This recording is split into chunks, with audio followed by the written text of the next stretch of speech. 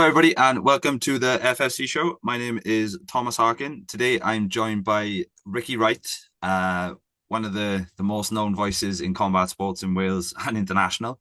So, what I'm going to do, I'm going to hand it over to Ricky, just to give himself a bit of an introduction. Over to you, brother. Hello, nice to be here, Tom. I mean, it was what just over a week since the last. No, it's nearly 2 weeks since the Two last weeks. show, Yeah, 2 weeks.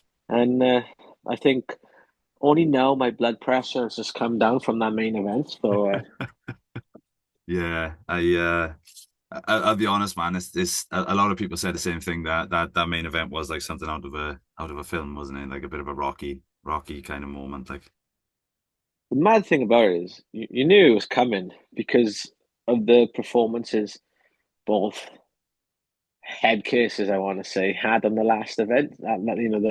The events before. So mhm. it's like you knew it was gonna catch fire.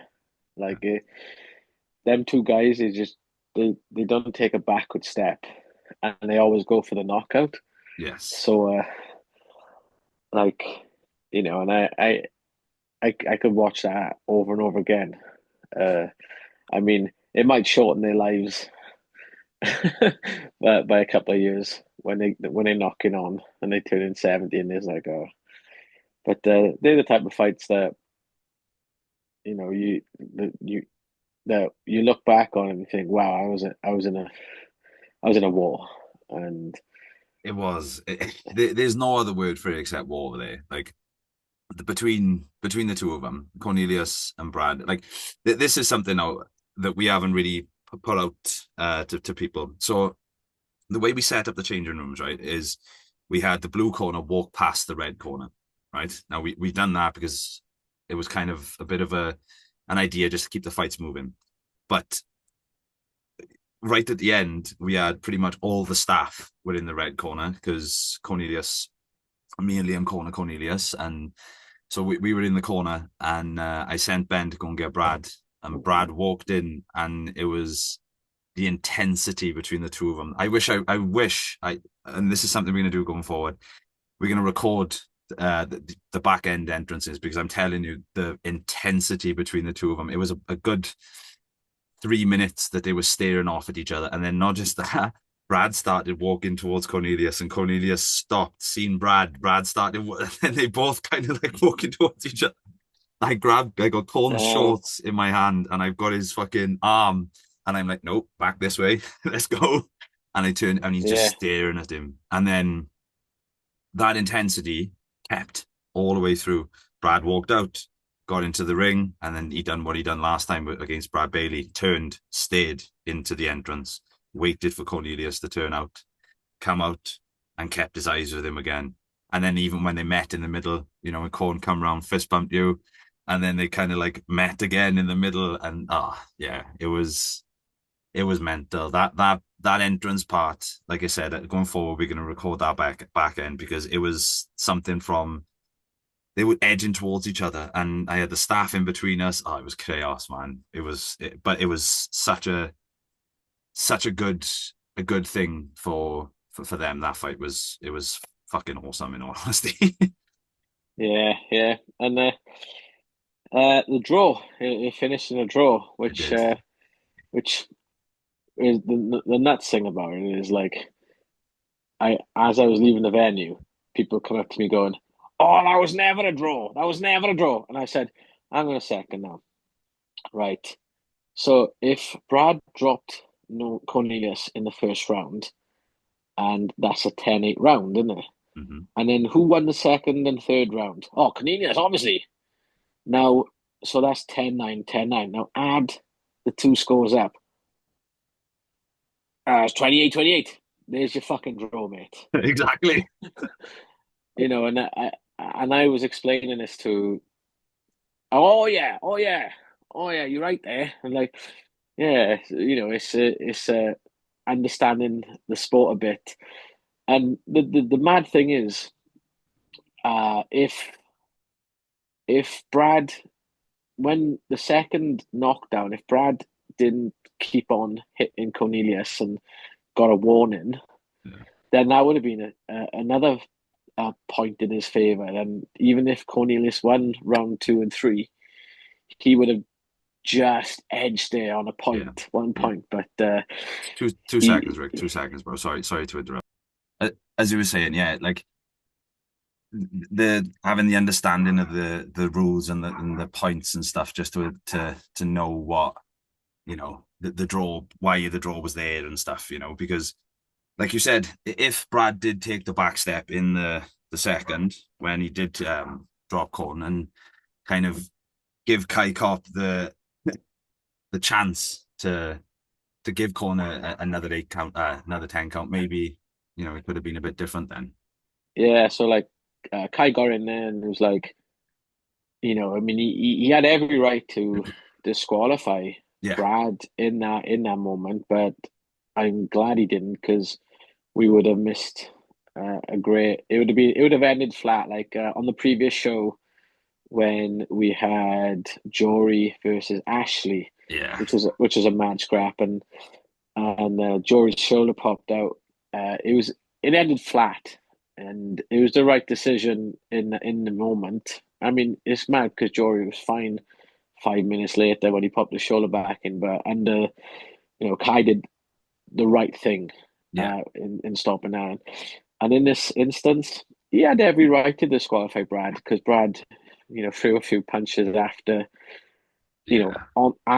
to a grounded opponent, and I bet like he'd be kicking himself for that because if he just stepped off and Cornelius, didn't make the count for whatever reason, then he could have won. So it was a draw. But like anytime a fight ends in a draw, there's always potential for a rematch. Yeah. So, and I'm pretty sure nobody's gonna nobody's gonna complain about a rematch. I mean, between them two fucking absolute animals. No, I don't think anyone's going to say no to the rematch either. And I think the other side was, if you remember, like we had there was so much hype to it because obviously everyone knows who Cornelius is. Brad then done what he done against Brad Bailey in the last one, as you said, like come out, stop Bradley, and it's it just shows that like you know going out there and performing the way that you plan on and you promise to it just brings out the best in you. And look at Brad Couch now. Brad Couch is fighting Luke Dyson in July, I think. Yeah, like Brad is just a naturally gifted fighter. In a he can hit hard and like he's got a lot of muscle on him. But I seen him up the track. My girlfriend was training for the London Marathon, and I saw Brad at the athletics track just doing running laps like the Terminator. And I'm like, I wouldn't want to Good. be in front of him, Yeah, and he doesn't take a back step. Like I've cornered against him twice now, and the two times I cornered against him have been two completely different fights. With yeah, Cornelius is very he's sharp, he's in and out, he can move. With Brad Bailey, they kind of wanted to meet in the middle, and obviously with the fours, it's hard, man. You get tagged in forearms gloves, and he's fucking, especially when yeah, it's yeah, boxing. And one of the things that I said to Corn, I was like, you've got to keep him on the end of your jab and move, and just try and stick and move around him. And when you rewatch that fight, the amount of times that you see Brad slip a jab and like lunge in, or the other one was he'd take a shot to give a shot, and his chin is like fucking granite. yeah, yeah, Like there's in the replays, it's some of the shots that they were both exchanging yeah, as you said, it is the potential for a rematch, and yeah, yeah. I mean, I got a bit too excited at the end of the fight because everybody in the crowd was booing the draw, and they all have their own opinions, and they don't really have understanding of the how a fight is scored either. So yeah, they just seen what they've seen and make their own opinions from it. So I got a bit excited, and I was like, "Well, I would love to see that over 5 rounds because 5 rounds. If that's a 5 round fight, it isn't seeing the final bell, is it?" no, no, no, It was it's a not. miracle. It was a miracle it went the distance this time around. I know. I think the only if you catch, I think it's the last 25 seconds, and Kai stops Brad and looks at his eye. You know that was close, very very close. You can hear Mac in the commentary saying about it, how where the position is and stuff. So, but yeah, like I said, bro. He was in the gym last week. He come down my gym last week, and no swelling, nothing. He just got a black eye, two black Maybe, eyes. maybe he is the Terminator. Maybe he's like, the off Terminator 2, you got the liquid one. Yeah. He just like heals naturally. And then I went down to Gladiators same week, and I seen Corn, and Corn's like, I'm Lithuanian. It just grows back, and he's pretty much fine as well. He's, Yeah, Corn's already asking for his next two fights, so it just shows where their head's at, and like you said, it just shows if fucking proper fighters they like, yeah, epic. you know. Let's spin around on you, Henrik. So let's start right at the beginning. What first brought you into the combat? So what's the first thing that brought you into the combat sports world? Well, I got into a fight at a gig, and have you heard of the band King Kraken? They're a Welsh band, but they really hitting it big now on the metal scene. And basically, the drummer from King Kraken is a friend of mine, and he was seeing this girl, and these two chavs came onto him, and they were like, "Get away from my girlfriend!"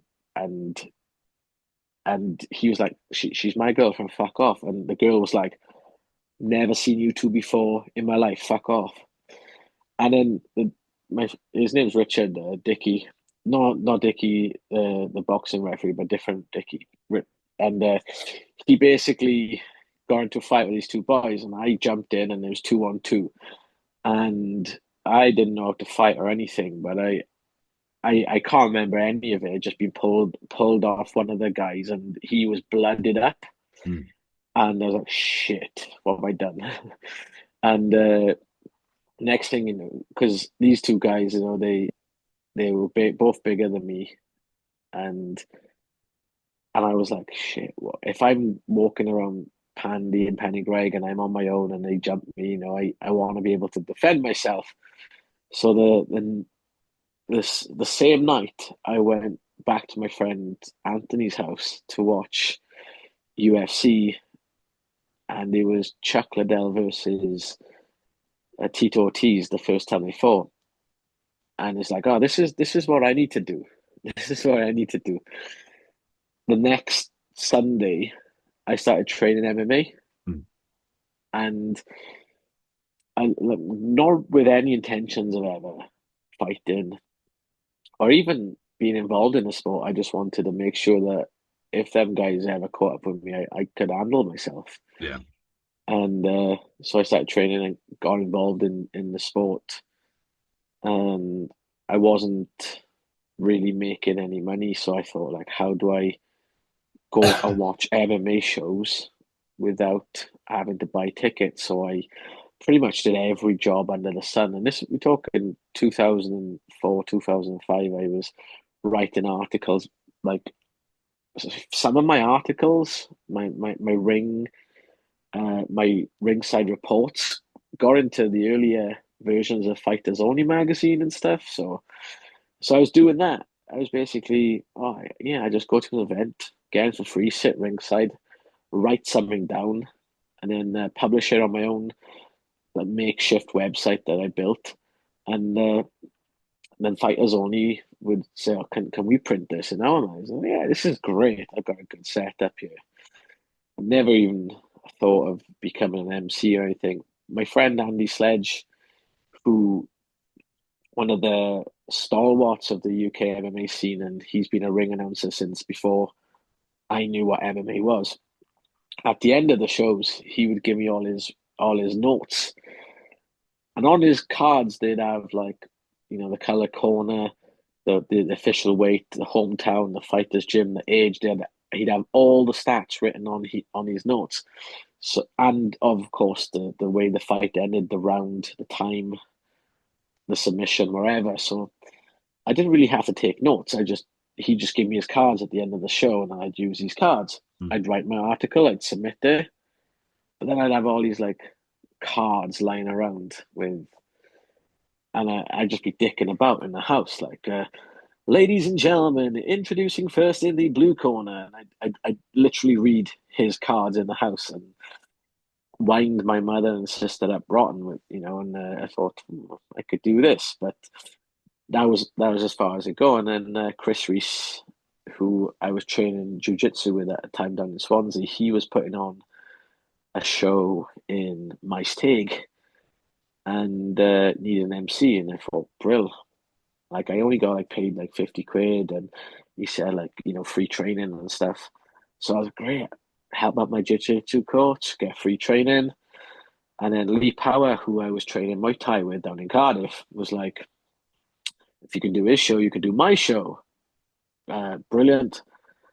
I was like, what a deal. I do two shows.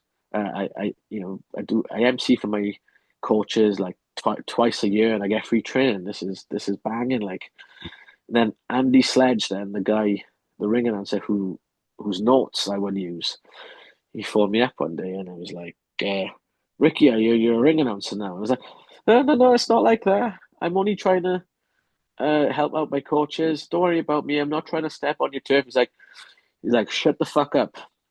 I've got a show in Southampton that I can't do. Can you do it for me? And I was like, uh, I'm only helping out my coaches. It's not really my thing. And he was like, there's some money in it for you. You get paid. I was like, oh, okay. So I went down to Southampton, did the show. It was in like Oceana nightclub where, big lights, speakers and everything. It was a Sean Toomey show. I was a very well respected Muay Thai guy. And I was like, yeah, actually, this is what I want to do for the rest of my life now. And from there, it just snowballed. And like I think 16 years later, now I emceed on 5 continents in like 32 countries around the world. So it's like it's just insane. Like, It's nuts, man. Because obviously following Instagram and seeing where you start the new series now, haven't you? yeah, The just how to be a ring announcer. Yeah, It's like I know a few people who got TikTok, and they make, my friend Emily, who used to be a ringer back in the Valley of Kings days, she makes a lot of money from just walking dogs. mm, Her job is to she and I was like, well, if she makes this money from just like cleaning dogs and walking dogs, and people are really interested in that because it's an unusual job, yeah. then I mean, I've got an unusual job. Maybe people would be interested in what I've got to say and do. So it's It's cool because you can follow like obviously you use Rhondda Rampage in your one of your videos going from this, and then you were Sweden. Is it in Sweden? yeah. So I was in Yeah. Sweden the night before. Yeah, that's one of the things that I got to give it to you is like fucking you, as you said, everywhere you've been everywhere, and like I said, going from you were in Thomastown, so you're in Sweden the night before, then you're back home in Thomastown Club, a bit of a Yeah, a bit of a difference, like, but yeah, it's I cool, man, to see the journey, like especially how far and all the other shows that you work on, and that's when I said international because fucking everyone knows you. Do you know what I mean? Like as soon as you say who's MCing and they know you straight away, they know your voice, like. but that's it. I was in like Sweden, big arena show, live on UFC Fight Pass, and I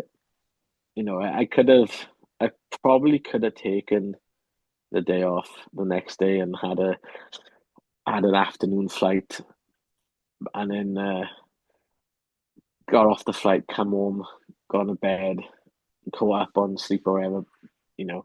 But I was like, no, I'm gonna get a 6 a.m. flight back from.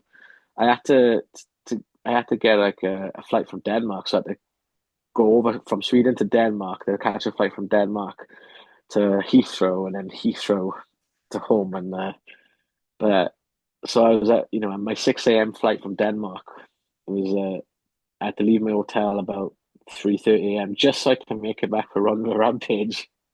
Well, this leads back into goes into my next question. Really, it's like it shows that it's your passion, man, and it does show. And you've done it for Ronda Rampage 3. I remember you telling me you literally landed and come straight from the airport straight to us again, and Yeah, it shows that that is like a fucking a passion. So with that, was it the Southampton show you said that it just clicked, and was that yeah, the time that you knew then that's what you were made to do going forward? That's what you were going to yeah. be doing. Because before that, I had done every job there was in Yeah, MMA. I'd actually refereed, judged plenty of times. I was part of the cage crew for a company in West Supermare who would uh, put up and take down cages and crap at manual labor. So I was really bad at that. And so I pretty much tried everything to find my niche. And ring announcing was a really, I don't know, it wasn't a natural fit because I was really nervous. And when I first started out, I used to have like my legs used to shake and it looked like I was trying to start a motorbike just out of pure nerves. And I don't get nervous anymore. Even the big shows, I don't even it doesn't even register. Maybe if I ended up doing something like UFC or PFL or like like work for matchroom boxing again or something like that, maybe I'd get a little bit nervous. But it just doesn't. It's just it's just a job. It's just a job now in terms mm. of nervousness. Like it'll never be just a job. I'll never be like, oh, another day at the office because I know how lucky I am to fall into something that I not just love, but something I'm really good at. And I mean, I've got a bit of imposter syndrome. Sometimes I'm thinking, how come I'm doing this? I'm just a fat kid from Pennygreg and I'm in Brazil announcing like, oh, I'm in Abu Dhabi announcing Uriah Faber. Like, how the hell did I get here? Like, but like, people tell me like you're really good at what you do, and you gotta start believing them, and then to believe in yourself sometimes, you know. And one of the things you said there was you fell into it. You clearly didn't. You said from the start that you were doing every single job that you could possibly do within the shows, and from as you said, from cage setup to judging to all of that type of stuff, you just found what, as you said, you had a niche and you were good at this. I don't think you fell into it, bro. I think you worked your bollocks off to get into a position where you can run with it. So, I think that's more of a positive there. Like you are Yeah, fucking good at it. Like in all honesty, like not to blow smoke up your ass, but as you said, you've done matchroom boxing from the first day of my stake to then going to Abu Dhabi. And not just that, what was it, 2000 and was it 2012 with the Bruce Buffer? Was that 2012? Or am I wrong there in the yeah. date? No, I think maybe I think I was 2010, 10. 2010, I Because think. it was the Buffer twist, wasn't it? And then they Yeah, give you the mic and you've done your own version and like things like that. Like whenever you think UFC, obviously you think Bruce Buffer. Whenever you think boxing, you think Michael Buffer. And to be there and to experience that with them, and like I said, it just shows that you've done all the work to get to where you are. Like, yeah. It's I've had a pretty like wild like life in terms of like some of the places I've emceed in and different venues, different like experiences. Oh, it's bonkers. Sometimes I'm like, how did I end up? How did I end up here? Like, yeah, and where it's like the first one of the first ever events I attended was Cage Warriors 9 in Sheffield. That was back in 2004, 20 years ago. And there was a fighter on the card, Jesus Jay-Z Calvacanti. Jay-Z, they call him. And he won uh, by guillotine and everything. And I thought, wow, this guy's amazing. And then in Brazil in November, I was announcing him in his fight. And I was like, oh, Jay-Z, I saw you fighting Cage Warriors in 2004. And he was like, wow, that was a long time ago. Now I get to it. That was my first ever event. And he's like, wow. And I was like, oh, now I get to announce you. And he was like, Ricky, this is the first time I fought in Brazil in over 20 years. This is such a big deal for me. And I was like, I was like, wow, this is. So I was like, please welcome home to Rio de Janeiro from right here in Brazil, Jesus, Jay-Z, Cavalcante. He was fucking loving it, like, it's mad. Just, Think you do that though. You add your own twist. Like I remember you done it for Jory when Jory fought Ash in Rhondda Rampage 3. You even done the what's it called? What was the entrance? What's the wrestler's entrance he has? Sexy boy. Shawn Shawn Michaels. Michaels. You even done the point as well when you come in, and you even like the King of Penrith, and yeah, man, it does like for a fighter. I've always said this, so I'm like one of the things we do in Rhondda Rampage is try and build it for the fighters and build it for for them, right? But to give them that walkout and to have somebody that's got the same passion that they have coming in, I think it aids so much more. I think it gives you like it's like you see it with the fighters when they come in, fist bump you or they'll do something because I think you add that pizzazz. I know it's fucking silly to say, but you do though. You add that fucking that makes it more real for them then. And I think that because you add your own twist on it and you take that little bit from the fighter as well. You're not just reading names off a card. Do you know what I mean? You kind of like you introduce yourself to everybody. You always one of the things that, like I said, with Jory, you always do it. You've done it with Cornelius as well. I think you're the only MC that I've ever seen that says Cornelius's full name. you know, Oh, no, you gotta be done. It's like I find where I've done a lot of shows internationally for the amateur tournaments, you get a lot of really long Eastern European names, and a lot of people bottle them. I remember I used to work for IMAF, and in the 2017 World Championships, they didn't use me for whatever reason, and I was watching it from back home bitter, and like should have been me. And then they got some local volunteers, and when it was a Welsh fighter, not Ashley Williams, the jiu-jitsu guy, not the crazy guy from Bridgend, but the really famous jiu-jitsu guy. He was fighting for the Welsh for the UK team, and the announcers were like, "Ladies, gentlemen, please welcome from Wales, Ashley." I was like, "You literally bottled Williams, you absolute." And then obviously they did such a bad job that they invited me back. So I did the next two World Championships in Bahrain, and they were like, "Oh, we really missed you last year." I was like, but I think it's important to try and get the fighters' names right. I mean, I always try and speak to the fighters if I'm unsure of it. If I can't for whatever reason, because I'm really busy, I'll try and do my best. But it's important. It's important. it is. It's like I get annoyed when you see Welsh fighters fighting on the big stage, like Liam Williams, and it's like from Clydach Vale, I'm like,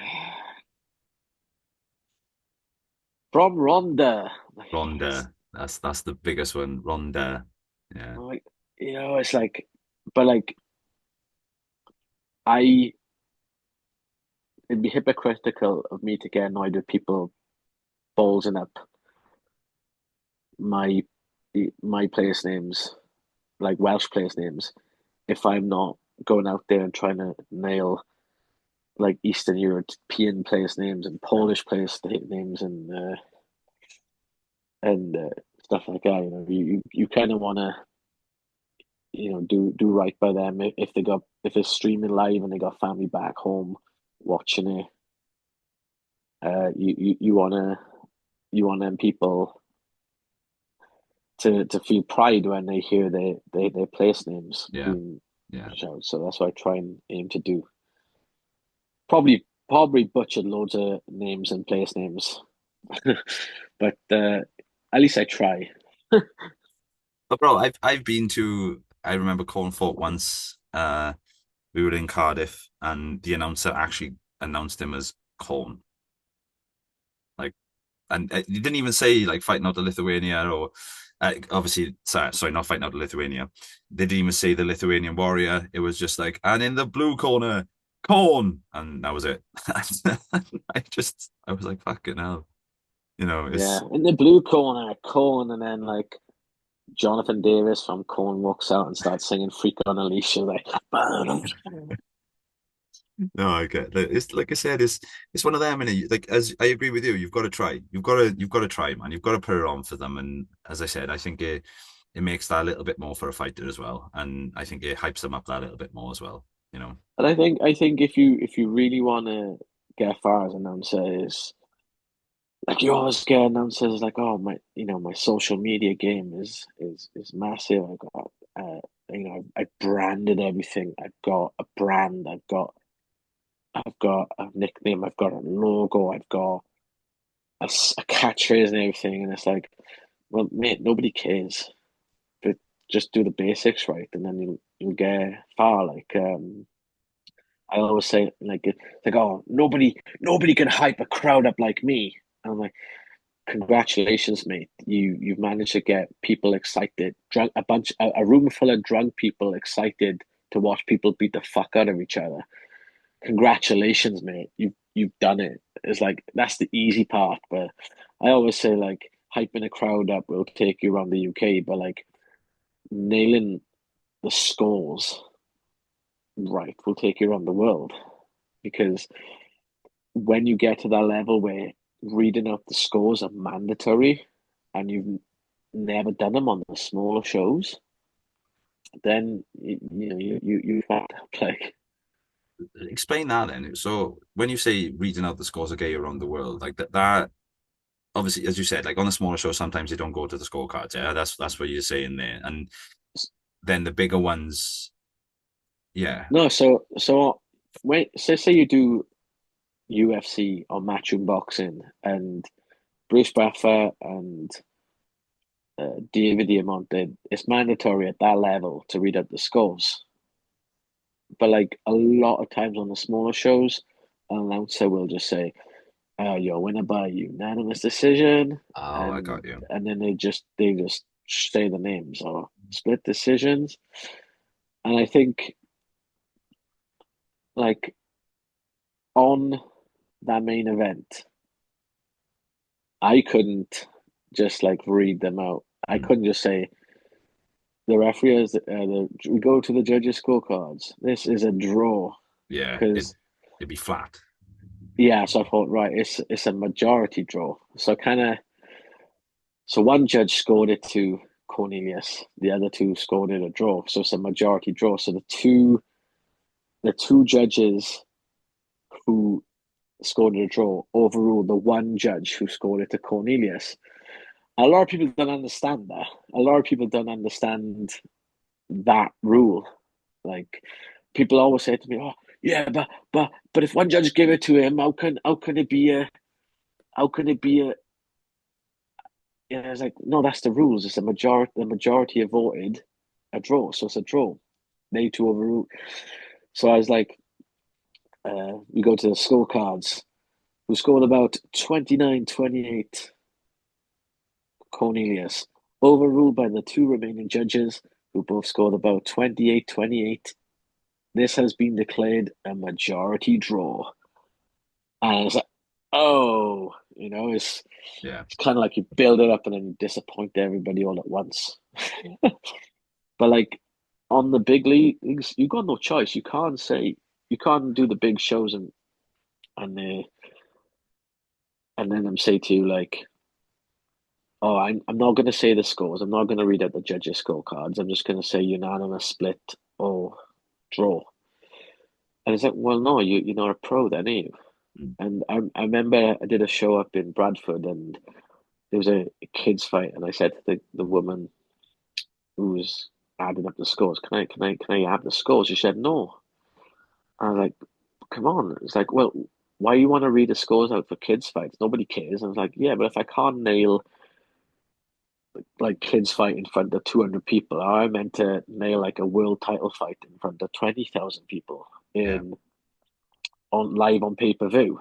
Like, it's the smaller shows like is where you practice, is where you learn your trade, and you know I love doing the small events, close events at home. I love, last year I got to do amateur show in Pennygreg Labour Club. I got to walk to the show. And I love that. I love the small shows. And it's really nice when people say to me, "Oh wow, I seen you MC a chat. I see you MC Chad Mendes' last fight. And now you say in my name." And I'm like, yeah, it's really cool when they say stuff like that to you. That's what I was saying when I said earlier. Like having that as a fighter, I think it clearly shows what we're trying to push. Like you said, it's like you have people coming up who follow you around and they'll see that you've called out Uriah Faber and you've worked for Matchroom and you've done all of these things. And then, like I said, having you then there to call them out on their fight, I think it brings that extra buzz and it does, man. I do. I stand by having a good, as you said, bring the energy and carry the crowd, and keep it as professional as possible. That's one of the other sides as well. Like even though the show's still starting, like we always want to give the fighters and the coaches the most professional, deal with things in the most professional way that we can. And having you, as you just clearly said there, like, reading out the scorecards and doing these extra things within the call outs of the events, it kind of like helps, doesn't it? Yeah, yeah, and it was cool as well. So as I got out my car and walked towards the venue, I bumped into the Twinners, Mm. uh, the Morse twins, Yeah. and I used to live next door to them for years. Uh, mad, mad pay to live next door to. I won't say anymore. Absolute legends. And I was like, "Oh, what are you doing here?" I was like, "Oh, my son's fighting." I was like, "Oh, no way!" And big Brad, big Yeah. bad Brad Morse. Big bad I Brad mean, Morse. how old is he? Like 10, 11, something like that. 12 years. 12, Yeah. and it was really cool announcing like the neighbor and everything. I was like, "Do you remember me?" I was like, "I used to live next door to you." Oh yeah. And, it was really cool to announce him and having his dad and uncle make a fuss over me, like because It was cool because you called it as Big Bad Brad as well, and he was well happy that you called it, Big Bad yeah, Brad. Even at the end, it was cool. It was he was happy about it. You know what it's like in the gym, kids get nicknames and they kind of just go with their nicknames. yeah. It's on all his kit as well, So he loves it as well. Like And I told him stick it out, stick to it because you never know where fighting's gonna take you. yeah, Like it's like it annoys me when I see some fighters and they only ever want to fight on their home show and they never want to travel the world. And like if you think back to like Bruce Lee films and the traditional like martial arts films from Asia with like the dubbing, it's all about people just traveling around fighting. yeah.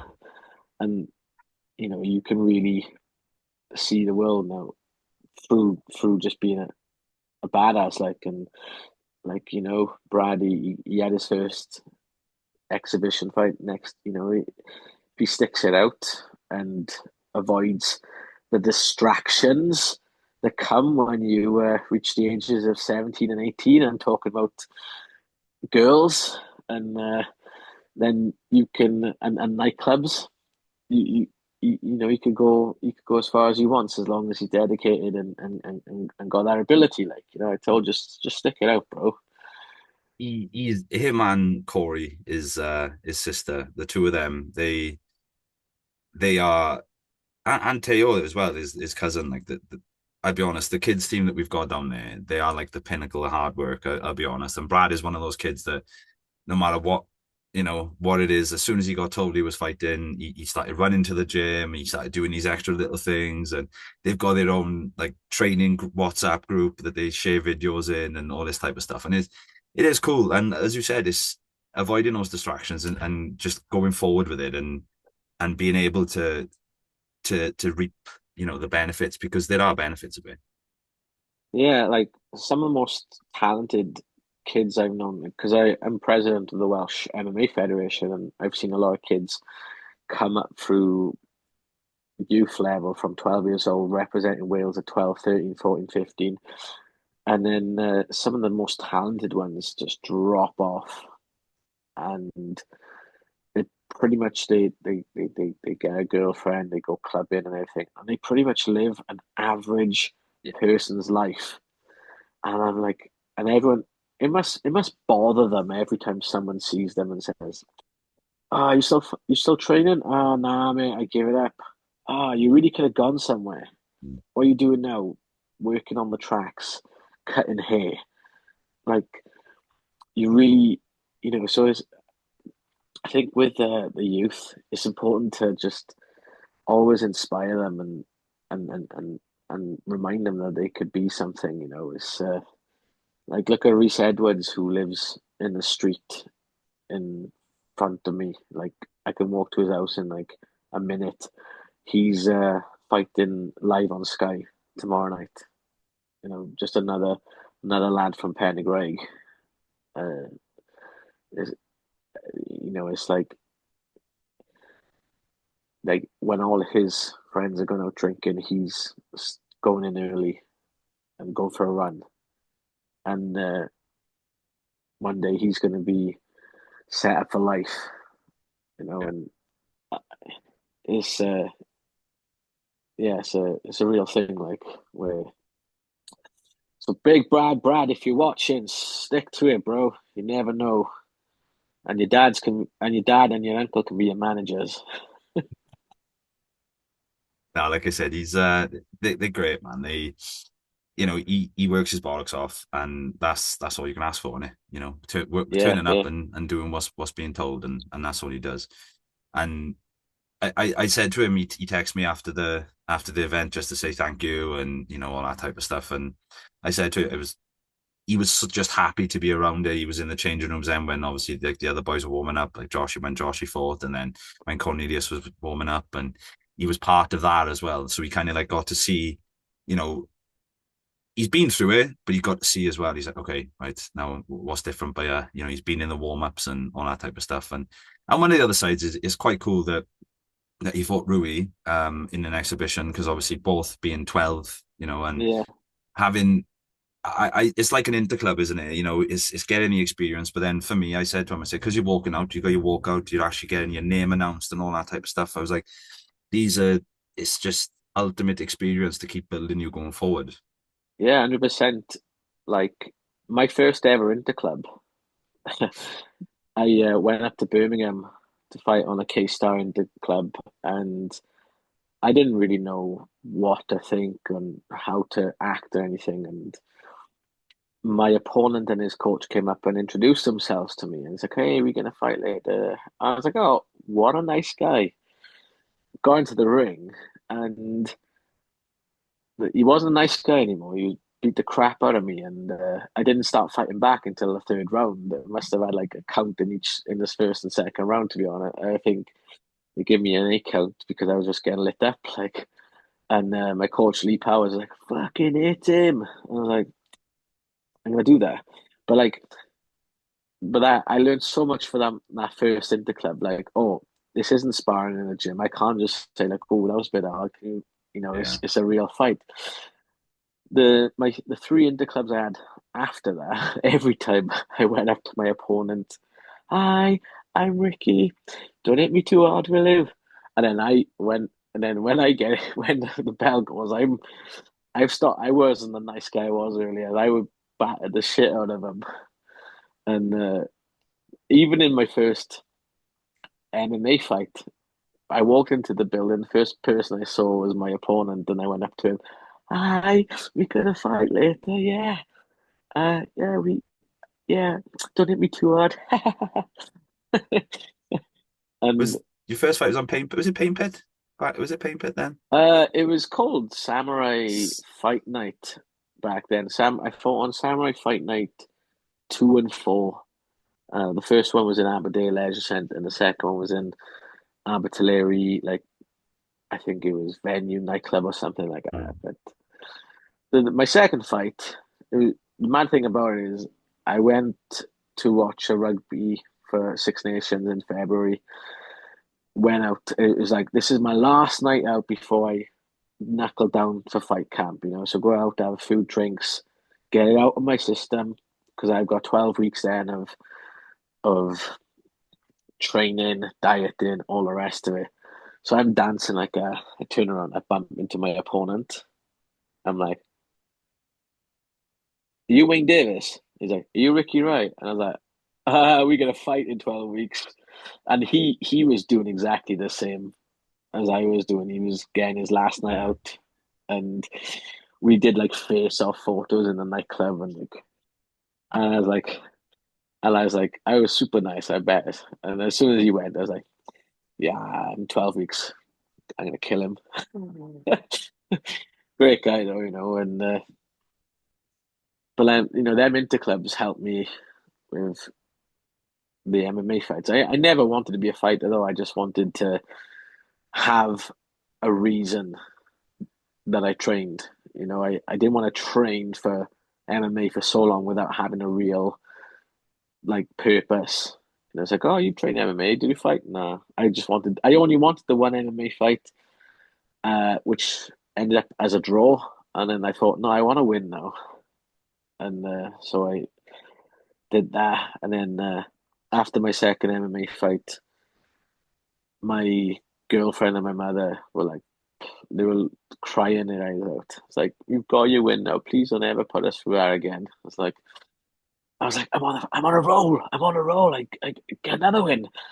And then my girlfriend just got really good at cooking after that, and like she made sure I was never gonna get close to fight weight again, and it was probably for the best because around about that time I started to get busier as an MC, and I remember I MC'd a paint pit event, and I remember because Joe Calzaghe was had a ringside table, but I had like a huge black eye from sparring, and there's like, yeah, if I'm gonna be getting busier and on camera more, I can't afford to keep getting. I bruise like a peach, man. Uh, so like, I made that decision and to not fight, which is probably lucky because I wasn't very good at it anyway. So I mean, the fact that I retired undefeated, I gotta mention that for the haters Get that in, who, Rick. Get that in, but but yeah, but it was, I I probably like did better than I ever should have been based on my not very good skill set. you still got in all new. That's the thing. You still got in. You still done it. You still, you done everything Yeah, that you set out to and do. I think everyone should have a fight in their life at least once. Like, It is. and It's a mental feeling, isn't it? yeah, it's not a feeling I ever want again, really. But yeah, I think you learn so much about yourself in terms of what you can do Yeah. and the confidence it gives you and everything. And I think everyone should at least, even if it's like a white collar fight and you're matching someone that's very similar to you in terms of skill set and weight. You just do it. Just do it. It is. It does bring out the different part of you, and I always found that like I fought on Merthyr Mayhem, my first one was, and in MMA, and I found that like my mother was the same. My mother was fucking, you can't be doing that again. She never come to watch me fight then after that one, and it it does. It's like win, lose or draw. Like I think it does unlock a different part of you where you're like, okay, so I am fucking capable of doing the things that I can tell myself I can do, and then not just that. I think the preparation is a big part, like putting yourself, showing that you're capable enough and you're willing to get up at 6 o'clock in the morning to make sure you're getting your extra training in before whatever you have to do and all that type of stuff. I think it did help. Like It's horrible. yeah, it was. But then, as you said as well, I think you learn a lot more about yourself in capabilities and the fact that you can actually achieve what you set out to do, and Yeah, it's not out of and anybody's grasp. Like to be in that cage and the door locked behind you, and it's like, right, that's it now. It's just me and the guy in front of me. It's like the weirdest thing about it is like I'm not a naturally like I'm not a nasty fighter. I'm not skillful. I haven't got a real nasty streak or anything.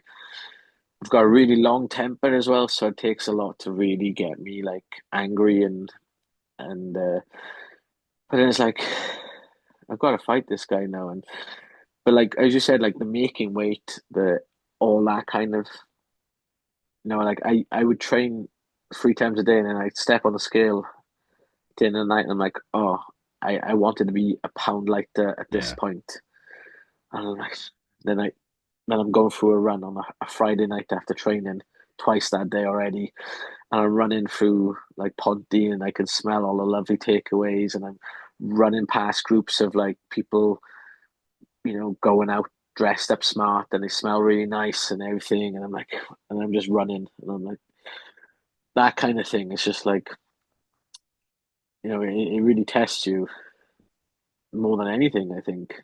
It does, You and know, that's what I mean by it. I think like the preparation. I'm not going to say it was always the hardest part, but I think that the preparation is one of those things that does build you into being the person that you want to show everybody that you are. Because the preparation for any fight, it doesn't matter if it's boxing, K1, Thai, MMA, it's hard. Like you it does. gotta you gotta do things you don't want to do Yeah, to like, and if you can do them things, then you know there's something, you got something about you. Like if you can, like, there's nothing worse than seeing a talented fighter lose because they didn't train hard enough, and someone who isn't as talented beats them just because they yeah. did the work. Hard work always beats talent, doesn't it? Yeah, when talent doesn't work hard. There we go. Now and again you get like the perfect combination. Like someone like Lee Selby, who was very talented but just knuckled down and did the road work and did the things you gotta do when no one's watching. Yeah. I want to touch on one point, right, before we move on. So, you said about being when you're locked in the cage and it's just you and your opponent, right? My in Mirtha Mayhem 3, mine was like my opponent got in and stamped in the cage, right? So you remember when the cages they used to bounce like fuck, didn't they? Yeah, That was probably one of those like, oh, okay, this is a bit of a real fucking moment. And that's one of those moments where I think is like a make or break. We're like, right, let's go then. It's yeah, yeah, and I tell all the boys about that. When it's like our first fight, that was like the kind of settling moment where you're like, right, I got to do what I got to do now. yeah, yeah. Just gotta like believe in your training and like just this is it now. Just go with it. Whatever happens, happens, isn't it? Yeah, yeah. So we'll move on now on to touch on Rhondda Rampage now and some of the other shows that going around going on around Wales. So you've been there from number one. You were you MC number one. We're coming into our next one now. So what's your thoughts on how it's going and how we're progressing and building on each time? Well, I remember on the first one, I had a row off you because I kept calling it Flow Fighting Championship Yeah, because I just assumed that's what FFC. FFC stood for. So like live from the Rhondda Flow Fighting Championship. It's like, oh, it's Flow Fight Club, and then you went, but championship maybe one day. Yeah, maybe one day. And I think what, like, don't get me wrong, the venues you use are, like, especially in the first two shows, Cosmo. spit and sawdust. Hmm. It's like, welcome to the Rhondda.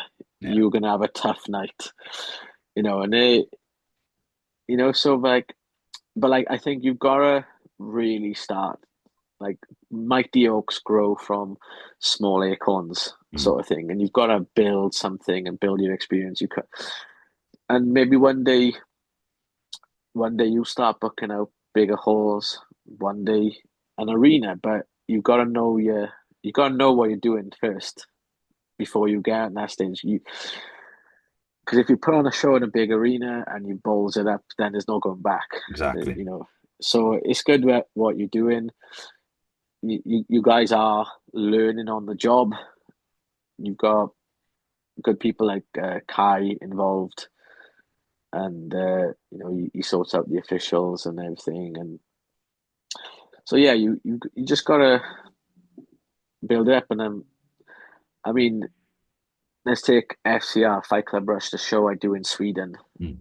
If you watch Khamzat Chimaev's first fight as an amateur on FCR one, there's a cage, a floor cage in like a tiny room, and there are literally kids sat on mats around the cage. That was FCR one. Now I started working with them for FCR four. Where I said to the coach, the matchmaker for FCR, he's like, oh, I said, oh, you're putting your own shows on now. I was like, yeah. I was like, do you need an MC? He's like, oh, we can't really budget for an MC at the moment, but we will call you when we start to build. I was like, okay. I was like, it's never gonna happen. FCR4, he kept his promise. Hey, Rick, we're ready to use you now. You fancy coming out to Sweden? And I was like, yes. That was FCR4.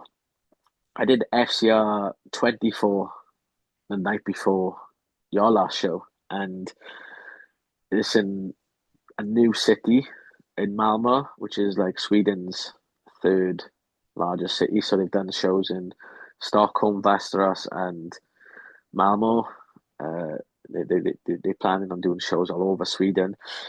It was like a massive arena, live on UFC Fight Pass. Like everything is like slick, and it's Mm. like wow, look how far they've come in that short space of time. I think that FCR4 was in 2018. It's now 2025, and they like the biggest show now in Northern Europe, putting on cards same level as Cage Warriors or any of the big shows in Europe. And it's like if you have the ambition and the drive and the right people, you can take. So one day, Flow Fight Club can be in the CIA one day. Be Flow Fighting Championships. Could be on UFC Fight Pass. Could be on the Zone. Could have big sponsor money from like one of the larger companies based in Wales. Who never know? It's just so yeah. It's always like when I did the first FCR, I didn't get a big pay. They said, "Oh, this is what we can budget for you at this stage, but stick with us. That will increase over time," and it has. Mm. And one of the best things about FCR is the footage is so slick. I use their footage always for my show reels and stuff because it shows the level that I can work at as well. Yeah, So who knows? Flow Fight Club, Flow Fighting Championship. Who knows one day? exactly. And as you said, man, like fucking going forward and just working on it. That's what it is for us. Like I know I've got a bit of a plan. I know, I've got a bit of a plan on where I want to go and how I want to do things. And it's just using the venues. You are right. Thomastown Club, sorry, Ponyweb Cosmo Club, when you first got there for number one, it is a bit like, oh, fucking hell. It is a bit welcome to the Rhondda in your mind. It is. It is spit and sawdust. It was. But then when we went to Thomastown, we had to move because the venue wasn't big enough.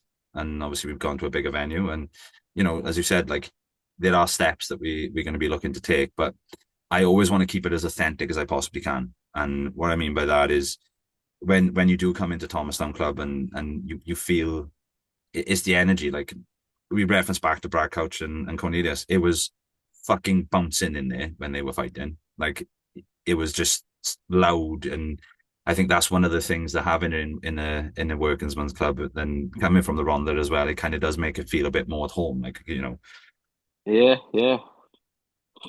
and that's one of the things that we want to keep doing is obviously keep growing and keep building, but we want to keep it as authentic as we can. And I think having the crowd on top of you as well while you're fighting, I think that does add a little bit more, and Yeah, yeah. It does keep things fucking fresh. Like, It's like people say like, oh, why did you do why you do that show? I mean, I don't charge you guys what I charge other promoters. I mean, partly because it's on a Sunday and I got nothing else to do on a Sunday anyway, so I might as well fucking watch some violence and be part of it. And it's like, you don't need to do these smaller shows because you do all these big shows and you get paid like some of the shows that pay me stupid money and like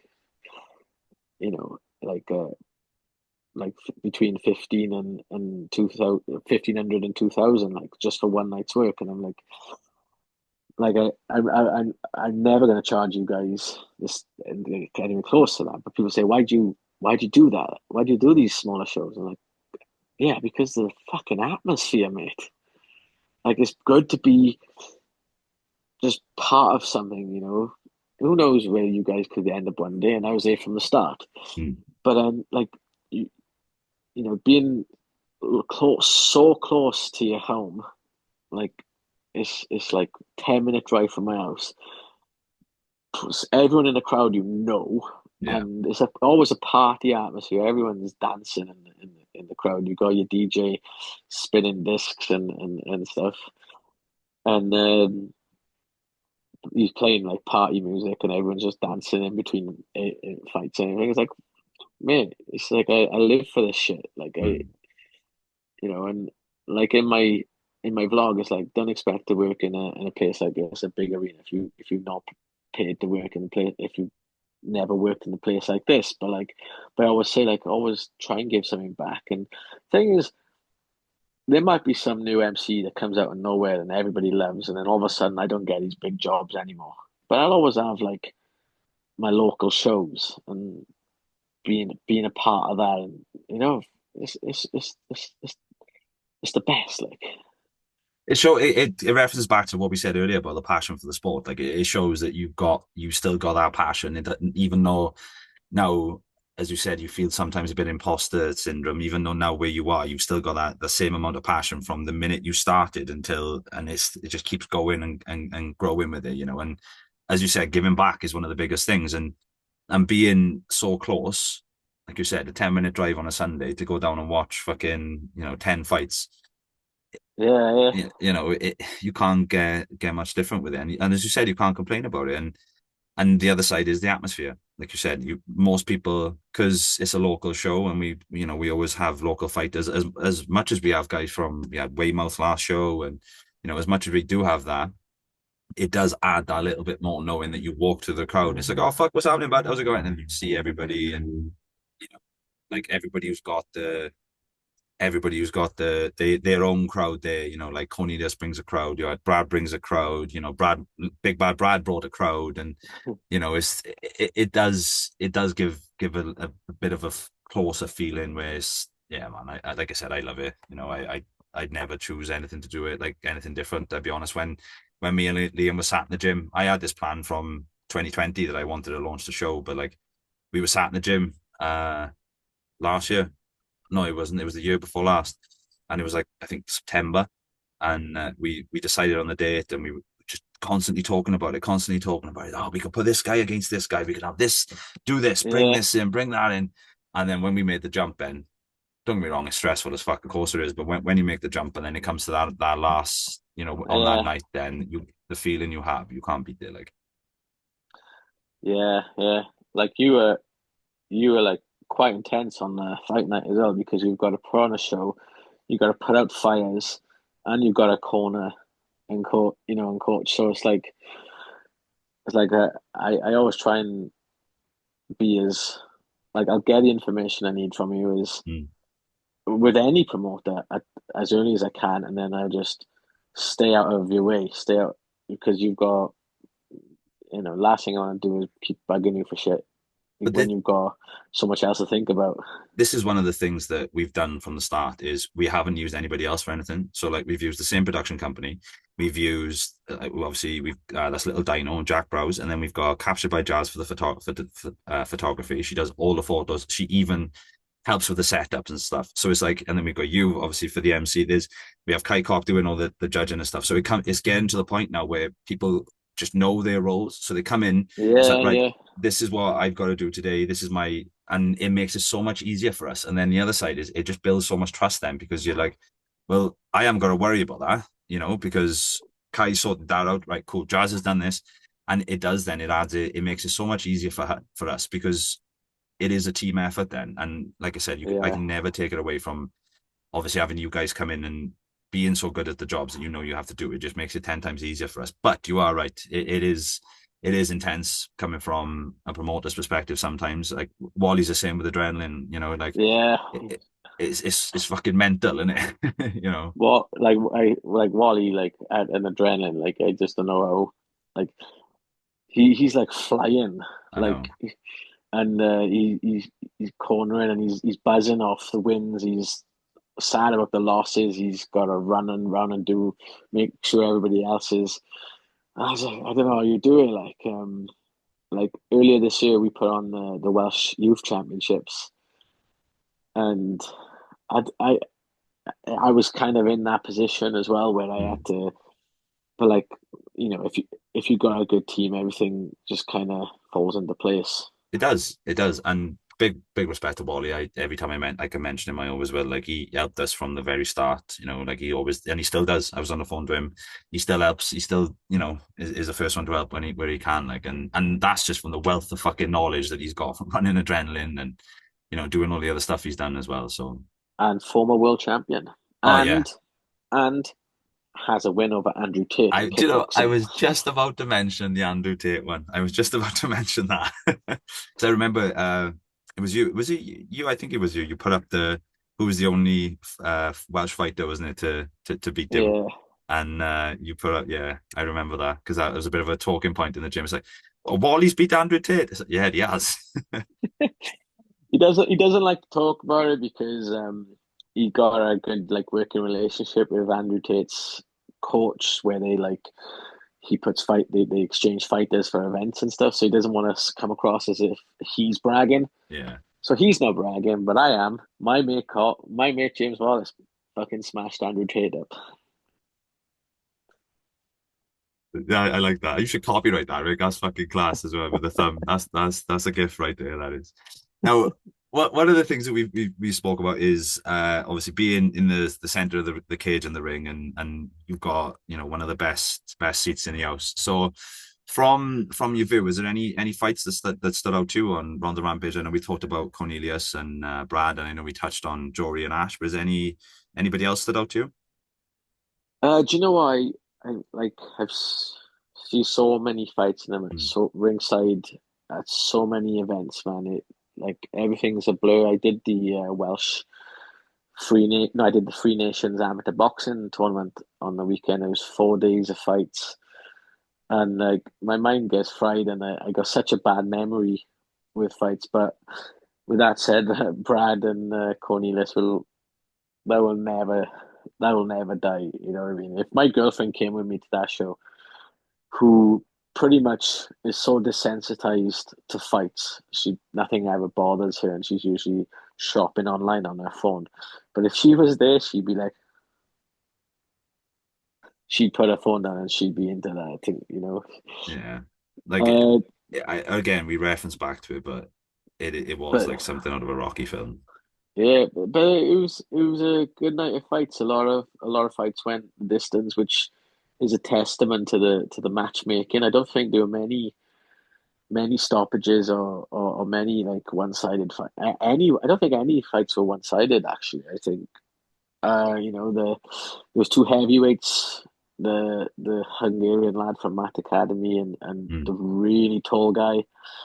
And that was an interesting fight to watch because each guy had to use their attributes to beat the other, and then the taller guy had to use his height advantage and keep it long, while the Hungarian lad was a bit shorter, so you had to try and get on the inside, and you trying to see them work each other out. It was very good, and they were both debutants as well, Yeah, so it was seeing both of them trying to work each other out. So it was a good fight And to like I watch. said, you reference back to the matchmaker. That's down to Liam now. Is he puts out so much work on getting everybody, and he researches everybody and puts the work into to matching them up. And I always say that's not my job. That's him, man. Is, and I always can give him a shout out when I can, because I'll be honest, there's times where I sit there. We do a Rampage replay in our gym after the show. So when Jack has finished doing the editing, he sends it to me first before we release on YouTube. And you know, there's some of them that I've watched and I'm like lost within the fight, because like I said, like I don't know what's going to happen. Like he tells me, it's like, oh, this guy's 1-2, this guy is 0-1 or whatever. And it is like Jake Island versus Callum Powell, the elbow stoppage. Both of them were 0-2, and what a fucking scrap I was. Like, Yeah, yeah, like the both come out and to be as violent it was, and come up to me in the change room. He goes, "Oh, bro," he said, "I had to pull out the last one because there was an injury and all that type of stuff." He goes, "But I owed you a finish, and there we go." And I was like, "Well, look forward to seeing you in the next one, brother." So, but then Jake Island's the same. Jake Island always turns up to fight, and that's the thing. Like, big respect to the guys down in Eagles, but that's just one off the top of my head. So, but yeah, like you said, it doesn't matter if you're a debut or you're fucking, like Brad and Corn, you're like 10, 15, 20 fights in. It's still bringing what you can to the ring and showing everybody what you're made of, isn't it? yeah, yeah. And they all did.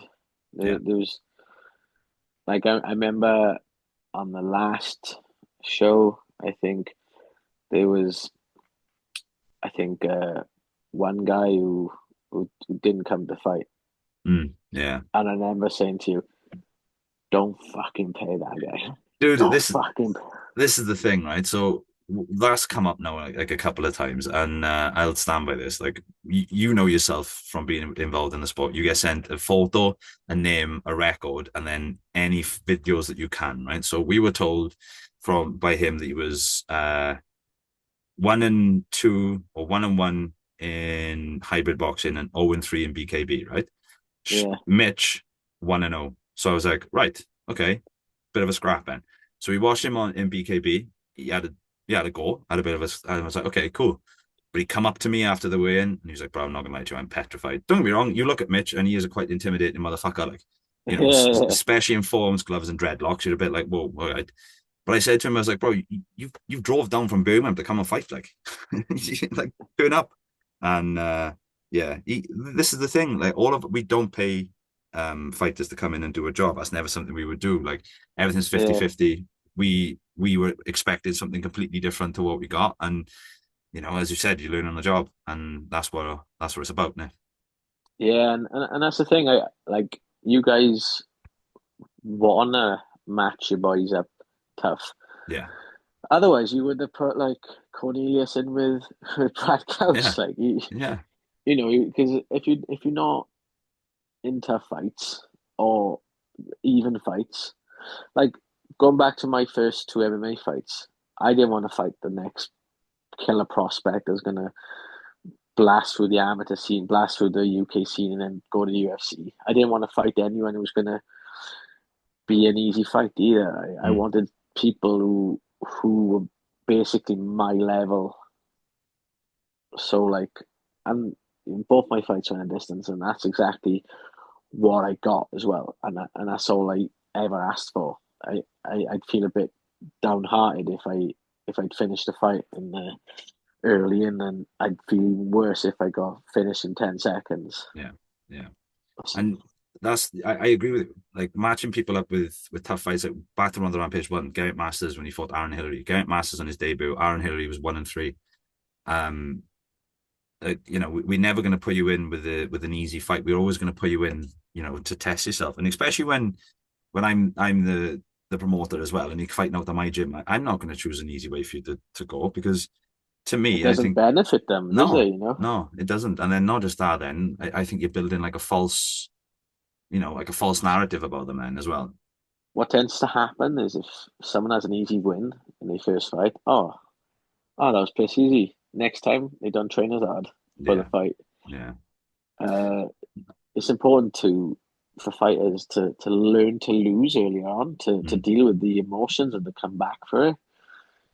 I think it's a skill, not a skill, but like an attribute that will continue into your later career. Like, Yeah, of course. So I got two questions, Rick, before we wrap it up, right? Now, number one, I know you said that obviously some of the fights kind of like blur out and stuff, but is there any walkout from any show that you've done which is like the one that stands in your mind the most? walkout, come on. I mean, Jory coming out to Sexy Boy, like like I kind of knew who Jory was before but I didn't know what he looked like. I never met him or anything. So on the Rhondda Rampage one, and I was like, who the fuck is this guy? He's walking around with his top off, glasses indoors with his hands wrapped. I was like, what the fuck is this guy? He's like, oh, that's Jory. He's in the main event. And then when I called him out, it kind of all made sense. And he's like, yeah, he's a character. People who don't know him, they might, they're gonna love him or hate him because he is out there.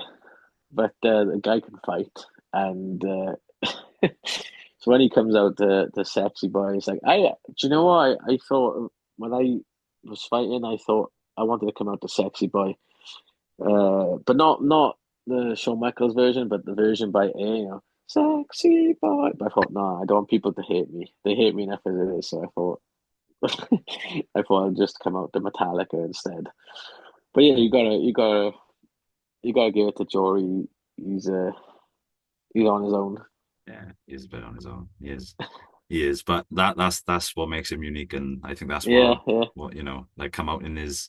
We've got a bit of a running thing with our cheetah kit. So Jory made his return on Ronda Rampage one after being out for a while. He stopped boxing, stopped training, and he come down to Apollo, and we were training for a while, and then this title opportunity kind of like fizzled in, and we kind of like worked it through, and then we offered him Shaba, and he said yes. No, we actually had another fight for him. The other guy pulled out, and then we got this one. But that cheetah kit that we have is actually Liam's original design. So the gloves that he fought in with Liam's, and that cheetah kit now has been like Logan Jory wore in his first return fight, then Logan Cole wore in his second in his return on the Ronda Rampage 3 as well. So it's kind of like the gym's returning kit. So if you haven't fought for a while, or we're kind of like yeah. we're 2-0 in that. So it's kind of like right, that's the return. So if you've been off for a while or whatever, you've got to fight in the cheetah kit to make you come back. So it's one of those that kind of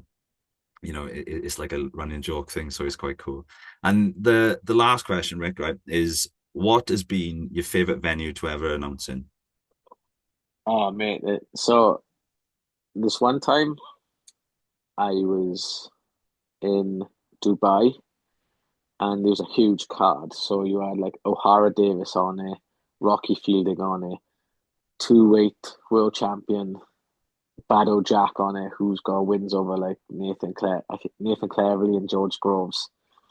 Those are big names, but it was in Dubai in a place called the Space, and it was like a supercar garage. So the walkway was lined with like Bugattis and Lamborghinis and like What? Jaguars and everything. So fighters walking down to the ring, like passing all these cars. It was mad because at this show you had Anthony Joshua's ringside, Prince Nazim Hamed, Abdul Razik, the little midget guy who always fighting Hasbullah. He Mm. was a Will I Am was ringside. Had a picture of Will I Am. I was like, oh.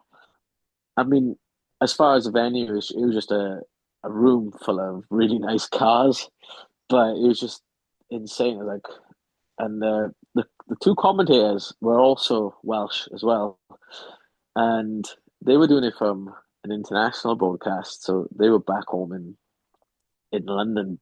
So I felt sorry for them because I was out there having a good time in Dubai, and they wasn't. But it's like, and Dave Rogers, who's from Brecon, very good commentator, and he goes, "We are here in we're here in Dubai via the Rhondda with Ricky Wright. Like, yes, my That's man. cool.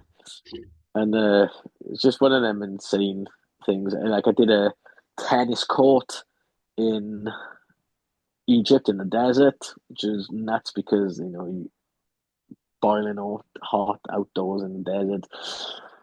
Did a rooftop in Bangkok, Oh, which was nice. mad because it was like a day show, so it was like 3 in the afternoon. It's spring as well, so it's starting to get really hot and humid, and I kind of had like a kind of mad feel to it. I was outdoors in Dubai another time in Dubai where like the skyline in the background, it's just a patch of grass with the Dubai skyline in the back. That was pretty cool. Uh, what's the other one? Oh, in lockdown was mad because everybody had to think of different ways to put on events. Hmm. So I did an event in the heart of lockdown, like summer 2020, in a drive-through cinema. So it was bonkers. So we all had to do our tests and everything to get to this venue, and everybody was camping in tents. And my microphone didn't have no sound on it. There was no need for it. So the cage was in the middle, big, massive cinema screen behind the cage, so everybody could see on that. But everybody was watching from the cars. So I was like, "Is this thing on?" I was like, and like, so I was like, "Live from Norwich, Norwich, make some noise!" And everyone just beeping their horns and I. And the best thing about it, the commentary came through the car radio, so Oh, everyone that's cool. hooked up to the radio signal, so they could hear me MC, they could hear live commentary, and they were all the cars were just like around the cage, and then when it started to get dark, then they all turned their lights on and they and like at that time I hadn't MC a fight for like it was late August, so I hadn't MC a fight for like probably 6 months. Hmm. So I was like, oh, man, I just need to get in the cage, I need to get back to doing what I do. Uh, it's kind of depressing when you have to get like a normal job again and just to make some money because the thing you do, the thing you love, didn't exist. So just being back in this drive-through cinema in Norwich was wild. Like, That sounds fucking class. I wish they did it again. I thought that was a great event. Yeah, it was such a good concept that would sell over and over again, even without the lockdown restrictions now. I mean, it'd be a lot easier to put on now. And I was just like, do it again, guys. That was lightning in a bottle. Like, Hmm. I mean, MMA at a drive-through cinema. Wow. Yeah, honestly, that's a fucking that sounds like a class venue as well, and especially the experience, especially sitting in the car and watching it. I bet that was, you know, a Yeah, fucking I mean, experience. Like, yeah, like I wish I could heard the commentary myself. I was like cage shy because I was in the safe zone because I'd have to do like a bunch of PCR tests or whatever. Like I had to test 2 days in quarantine and then yeah, test like the test results come back.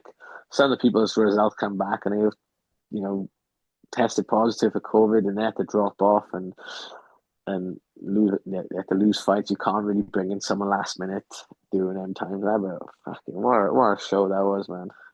I'll send you the video. yeah. Send a video. I'd like to see that.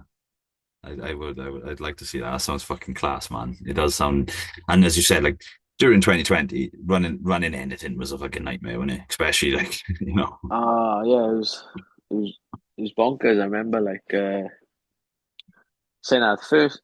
Actually, come to think of it, like 3 months before that Norwich show, I actually did a show abroad in Sweden, like where I had to like test. I worked 6 times abroad during lockdown, during 2020, which is wild because I think I only did it because I was the only one who was stupid enough to test, quarantine, go away, come back, quarantine for 2 weeks before I was allowed out. but I was like, no, I want to go abroad. I think during lockdown, I went to Denmark twice. I went to Dubai and I went to Sweden. Even went to Kosovo in 2020 as well. So yeah, I was just desperate to do what I love. So I pretty much do anything to get out to these places. So, and obviously, you know, you've got the fucking stories to reap for it, and it sounds, and obviously, like nobody else could experience that unless they were willing to do what you just said, and willing to put the work in to do it. That event in Sweden was wild because it was in a completely empty arena. Like no one was allowed in apart from the referees and the fighters, the cornermen and the cameramen and myself. But like everybody was sort of like outside the venue, outside the arena, watching like the live stream, and there was a massive like brawl in the car park between like loads of Dagestanis and Chechens, just like two different. So I was all happy as Larry on the inside, just emceeing fights, and the real fights was happening on the outside. Like, could you imagine? Like I heard about it, I was like, gosh, kicked off in the car park. I was like, how? There's no one here. It was like, yeah, they're all outside, like wrestling each other in the car park. I was like, Double legs from bonkers. everywhere. Yeah, it's I, absolute wild. I do remember some of this. Like I remember watching UFC when lockdown was going on, and you'd have the Saturday and the Wednesday show, and obviously they all be in the Apex, and Yeah, it was fucking mental. Like that fight island was incredible. Like mm, a lot of my colleagues who I work with regularly, they were at Fight Island and they look back on Fight Island times, like the month, the 6 weeks they spent out in Abu Dhabi when the rest of the world stopped, as some of the best memories yeah. of their lives. Like they talk about it with such fondness. Like I wish I could have gone, but obviously that's that's the UFC. They've got their guys. They got Bruce and Joe Martinez. So it's like that would have been mint. And yeah, man, it was definitely. I just remember watching it, like just the experience from watching it. Imagine if never even thinking about being it. Like, and as you said, especially if I'm standing in the middle of the cage as well, that'd be a complete Oh, different experience. Like, I loved the fight. You know, it's like when in lockdown when they were actually showing old rugby matches where Wales beat England from 20 years ago. Watching like a live fight was like some of the during that time was like the best thing to yeah. happen. And then when, like I said, when they were running Saturdays and Wednesdays, that was perfect. And you would. I remember waking up to watch UFC in Korea, and it was Yeah, a Wednesday morning. I was like, right, get the beers out, let's go, fights on. yeah, And something to do. yeah, and that's all it would be, wouldn't it? Because and then you'd wait until Saturday, and then same thing. Yeah, and yeah, I used to fucking yeah, it was mental. Lockdown was mental. But then my other thing from lockdown was that's where Fightwear was born, and Yeah, that's where FFC was actually called Battle of Attrition. Then that was my original plan for it, but it's a way better name. You I made a know, good choice. I know, FFC, Flow Fight Club, Battle of Attrition. yeah, not good, is Yeah, it? that would have flopped. I know. But then I never would have said that as well. I know it was one of them. It went a different way, and like I said, that's how Flo was born. Flo was born during COVID, and Yeah, then yeah, then everything just kind of like went from there. Then, and yeah, so yeah, you can't always be. I can't always think, oh, it was negative, it wasn't the best, but there are positives to take from it. yeah. You know. Right, Rick, man, I got to say thanks very much for joining me. It's been Anytime. fucking class, bro. So just before we do, I know we mentioned about your yeah, how to MC and stuff. So where's the best place for everyone to find you on Instagram and TikTok and stuff? I think my Instagram and TikTok is MC_Ricky_Wright. Uh, yeah, Instagram and TikTok seem to be the least toxic social media platforms now. Facebook, just full of old men talk about politics. Uh, Twitter's dead, and Instagram just people posting pictures, keeping everything positive. So yeah, that's find me on there. Awesome, awesome. No, that's us, guys. Thanks very much. Sunday, 24th of August is Rhondda Rampage 5. We've got some things up our sleeves. Expect a couple of returns. And also there's a confirmed title fight that's going to be happening. And yeah, we look forward to seeing you on the Sunday the 24th. Guys, tickets are available on Boxed. So get them while you can. Thanks very much, guys. Have a good day. Bye.